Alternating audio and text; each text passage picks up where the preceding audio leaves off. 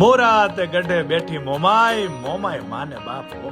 કહેવાય છે કે સૌરાષ્ટ્રમાં જાડેજાઓ રહેતા હતા, જેમને અંદરો અંદર મતભેદ થતા કેટલાક કુટુંબો કચ્છ તરફ ચાલી નીકળ્યા. રસ્તામાં વિશાળ રણ આવતા તેઓ તરસે ટળવળવા લાગ્યા અને કુળદેવીમાં મોમાઈને યાદ કરવા લાગ્યા. માડી 16 વર્ષની કન્યાનું સ્વરૂપ લઈ હાંડડી પર સવાર થઈને આવ્યા અને તેઓને મીઠું અમૃત જેવું પાણી પાયું. કહ્યું કે મારી સાંઢડીના પગલે પગલે ચાલ્યા આવજો.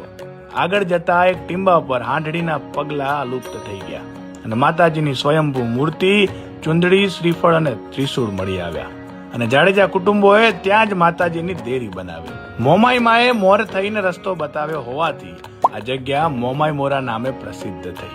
હાલ મોરાગઢ પણ કહેવાય છે. મોમાઈમાં પર રબારી, ભરવાડ, જાડેજા, કારડિયા, રજપૂત, વાઢેર, પટેલ તેમજ અન્ય સમાજો અનન્ય શ્રદ્ધા ધરાવે છે અને માતાજી ઘણાના કુળદેવી પણ છે. આપ પણ ક્યારેક આવજો મારી મોરાગઢ વાળી મોમાઈના દર્શને. જય મોમાઈમાં.